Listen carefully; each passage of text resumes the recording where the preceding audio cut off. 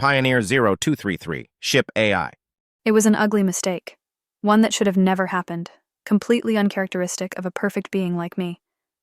I had uploaded direct instructions of my will into the systems of the nanite lance before firing. Destroy the ships, erase the data, no survivors.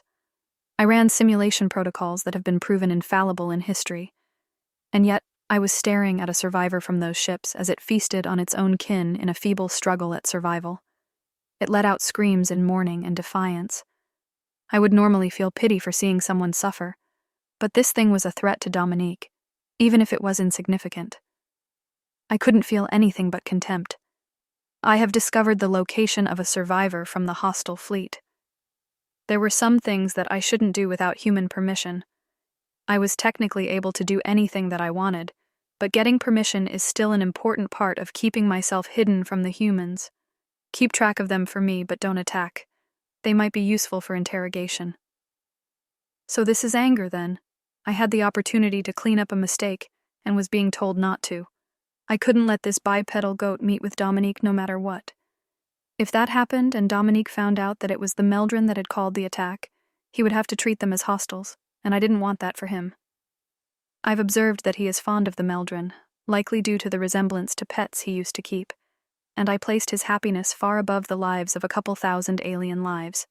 That's why I told Dominique that they needed to be killed, that they were an unknown threat which had been bearing arms as soon as they'd arrived.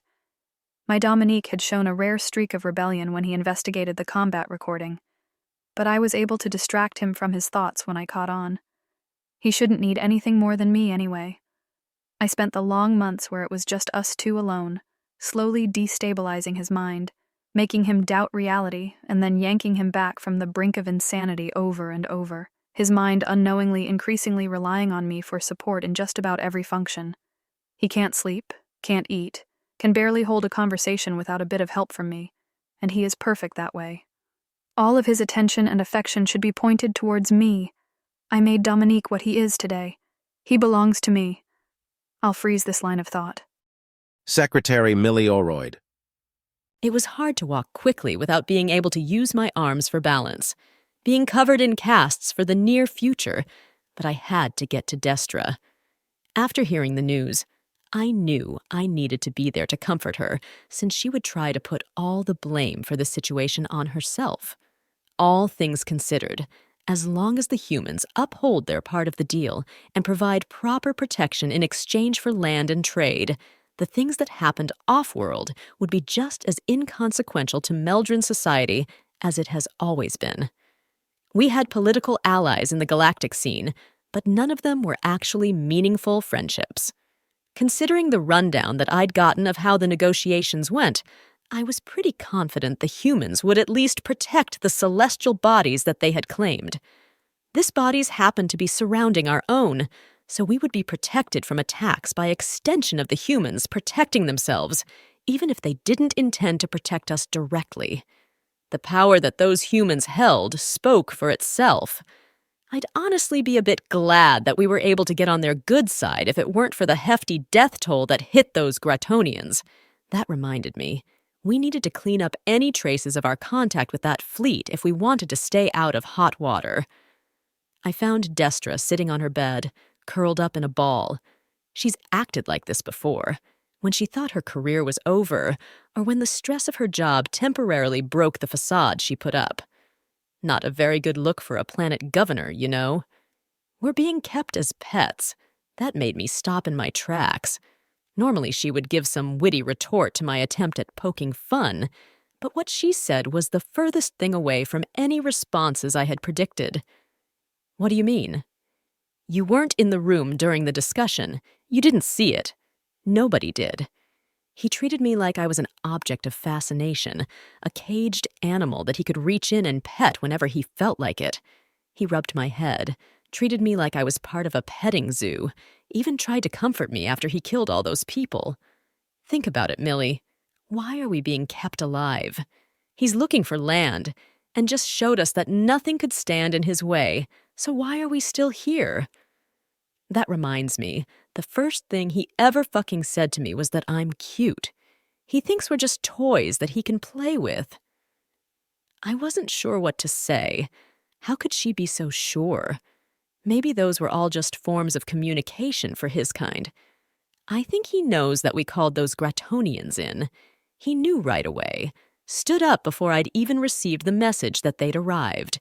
He knows, and he doesn't care because we can't possibly fight back against him. I didn't have comforting words for her. In fact, I needed some for myself. And the only person that looks out for me is curled up in a ball telling me that we've become pets for an alien race. There had to be some positive spin, something I could say or do that'd make the mood in this room magically better, even if it was a lie. Nothing came to me. I also curled up in a ball. Pioneer Dominique Reynolds. I woke up with a completely clear head this morning for the first time in months. I could never really tell how long I slept on the ship. The onboard clock would tell me that I slept 8 hours, but I never felt like I slept more than 2. The clock seemed to do that a lot, actually, but it was probably just me being completely out of touch during the long voyage.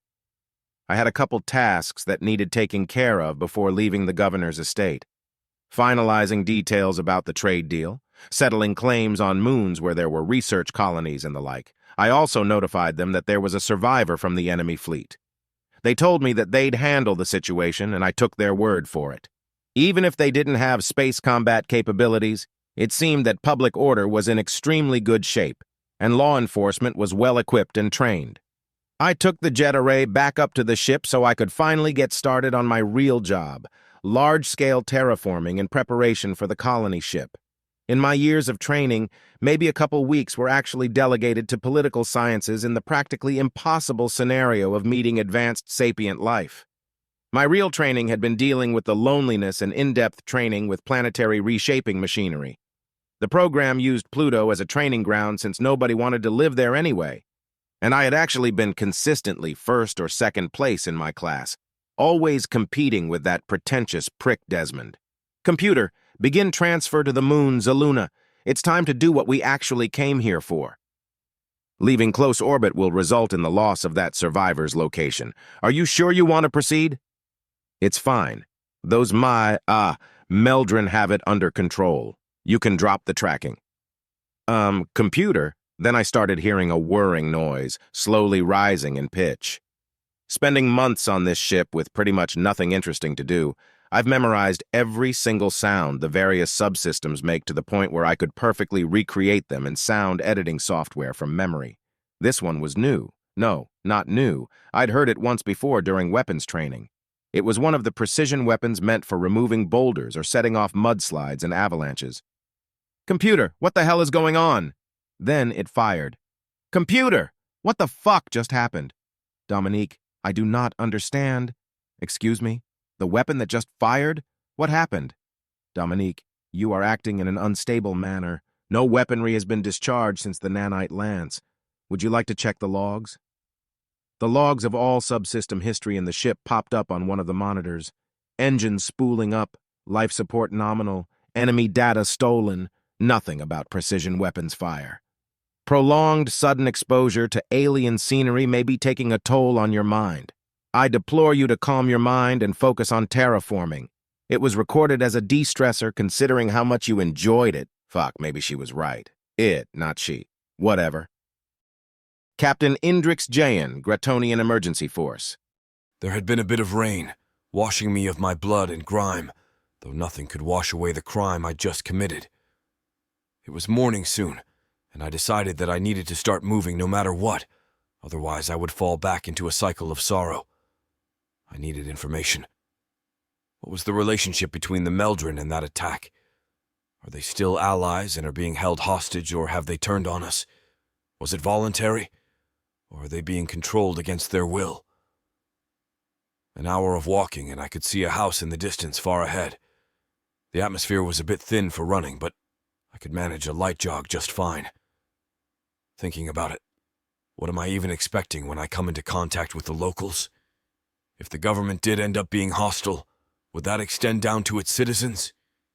Even if it didn't, I doubt they would shoulder the risk of housing someone with a target on their back. I reached the point where I could see the house in detail. Seemed like a farm owner's house considering it was surrounded by massive fields. They were probably barren due to a recent harvest, explaining the lack of crops despite evidence of roots and watering systems. Despite being a farmer's house, it was still massive and decorated, as is common for Meldrin, living on a luxury world and all that. If these people really were hostile, I'd probably get blasted with a shotgun as soon as they saw me. Bracing myself, I knocked on the front door. Heard some shuffling, a few latches sliding. Then the door opened and a Meldrin appeared, no shotgun in hand. I had to look down at them since Gratonians were almost twice as tall as Meldrin.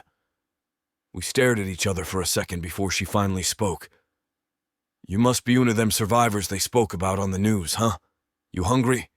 Breakfast ready soon. We always got extra." Looks like a rare bit of fortune just blessed me. She seemed to be a kind soul, and nobody would decline Meldrin cuisine, not even those pissy nobles back on homeworld. The name's Narella. Indrix Jane. I cannot thank you enough for your hospitality. Hey, none of that fancy talk here. If you're in an Oroid household, you go by Oroid rules. Say what you mean, okay? Ahem, Dale. We have a guest. Narella led me into the house, and I saw a Meldrin man turn the corner, followed by a smaller Meldrin boy. "Oh, they mentioned you on the TV. My name's Dale, and this here's my son, Jensen. Go on, say hi, Jensen." "Why are your horns so short?" The boy's question definitely wasn't what his parents intended, but I didn't mind. Off-worlders might think it's rude to ask such things at first, and his mother began to reprimand him, but, boy, where the hell are your manners? Ha! I take no offense, don't worry. You see, when Gratonians serve in the military, we file our horns down so that they don't get in the way in the tight corridors on ships. I'll gladly answer any other questions you have. Narella, Jensen, and I spent the next half hour talking about ourselves. Dale was making breakfast in the kitchen, but he was still in earshot range.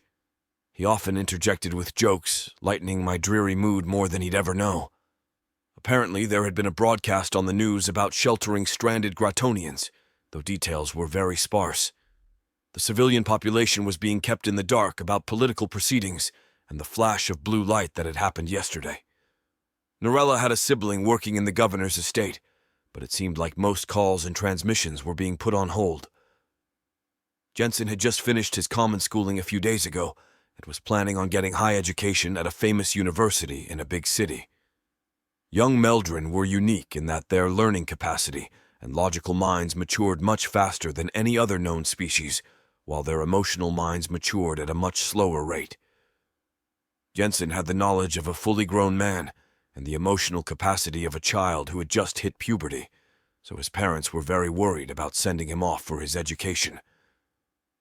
They were planning on doing so anyway. Funds had been saved up over multiple generations to afford the heavy expenses of high education, and Jensen had a brilliant mind with a fixation on both medicine technology and aerospace engineering. Seeing this loving family made me temporarily forget my pains. They led mostly simple lives, and the boy had a future full of opportunity, backed by parents that would spend their lives working to support him. He intended to, in his own words, make a lot of money, so he could support his parents instead, to repay them for their boundless kindness. Dale had just finished setting up the table for breakfast when a low hum filled the air. Everyone's fur stood on end. I saw objects, forks, knives, plates, and books slowly begin to levitate. Enough adrenaline to kill someone 10 times over was released throughout my body. I grabbed Jensen and dove into an unlit brick fireplace moments before everything went white. When the adrenaline wore off, I was aware of 3 things. 1, the skin on my back was gone. Muscle and bone was exposed and charred. 2, Jensen had crawled out from under me at some point. And 3, the crying of a young boy, wishing for his parents.